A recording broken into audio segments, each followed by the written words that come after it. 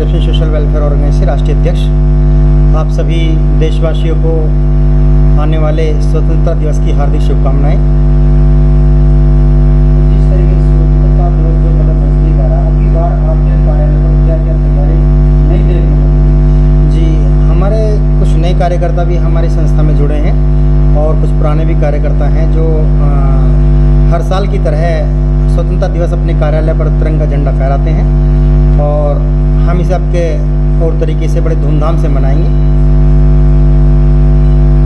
मतलब पूर्व ही बनाया था, अब की बार क्या नया देखने को मिला? अब की बार हमारा जो मिशन है ये है कि जो धार्मिक जो झगड़े देश के अंदर चल रहे हैं, हम उस पर पैगाम देना चाहते हैं और सभी देशवासियों को ये बताना चाहते हैं कि हम सभी भाई एक हैं। कोई इसमें धार्मिक मामला नहीं है, क्योंकि जो आज़ादी दिलवाई गई थी वो भी हमारी जो पूर्वज हैं उन्होंने सभी धर्मों के लोगों ने मिलकर दिलाई गई थी। तो हमारा ये एकता का पैगाम, हम धार्मिक एकता का पैगाम देना चाहते हैं कि देश के अंदर अमन और शांति हो और देश में जो धार्मिक झगड़े पनप रहे हैं, मॉब लिंचिंग के जो विवाद सामने आ रहे हैं, ये नहीं होनी चाहिए। इस पर हम जो है पूरी कोशिश करेंगे और देश में लोगों को समझाएंगे, समाज में लोगों को जाकर समझाएंगे, घर घर जाके समझाएंगे कि भाई अमन और शांति का पैगाम दें और देश को एकता का प्रतीक बनाएं। देश की जनता के लिए और मेरठ की जनता के लिए मेरठ की जनता से मैं कहना चाहता हूं कि ये पॉलिटिशियन जो कुछ इधर उधर की बातें कर रहे हैं, एक दूसरे से जो छीटाकशी करते हैं धर्म के मामलों पे, ये इस पर बैन लगाएं। ये हमारा कार्य नहीं है। हमारा काम है अपने देश को विकसित बनाना है, अपने समाज को आगे लेके जाना है, अपने बच्चों को शिक्षित करना है, अपने बच्चों को शिक्षा की तरफ उजागर करना है और धार्मिक झगड़ों से बचना है।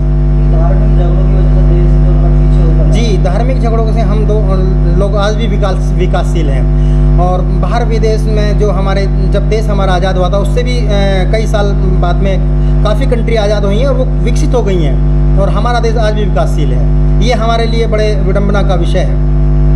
जो झगड़ा करते हैं लोग इस तरह का जातिवाद को लेकर, उन लोगों के लिए क्या कहना चाहते हैं? देखिए, जातिवाद तो सबसे बेहतरीन बात यह है हमारे लिए कि हमारे देश में जातिवाद का कोई विषय ही नहीं है, लेकिन कुछ पॉलिटिशियंस हैं जो जातिवाद को बढ़ावा देते हैं। ऐसे पॉलिटिशियन को हमें इग्नोर करना चाहिए, समाज को इग्नोर करना चाहिए और इनका बहिष्कार करना चाहिए।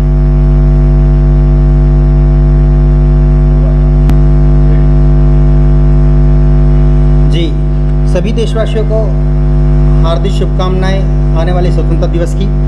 सभी देशवासियों से अपील है कि सभी देशवासी एकजुट होकर, सभी धर्मों के लोग एकजुट होकर शांति के साथ में अपना तिरंगा लहराएंगे और हर घर तिरंगा जो कार्यक्रम जो सरकार की तरफ से चल रहा है, अपने घरों की छतों पे तिरंगा लहराएंगे, अमन और शांति का प्रतीक देंगे, देश में एकता का प्रतीक देंगे। जो ये सड़कों पर उत्पात मचाते हैं, जो आज के युवा लोग हैं, कुछ नौजवान हैं, कुछ लोगों के शिकायत में आकर इस तरह की हरकतें करते हैं, ये गलत है, ये निंदनीय है, ऐसा नहीं होना चाहिए। अपने देश को, अपने देश में जो अपने देश के जो आज़ाद कराने में जो हमारे जो स्वतंत्रता सेनानी जो कुर्बानियाँ दी हैं उनको याद करना है।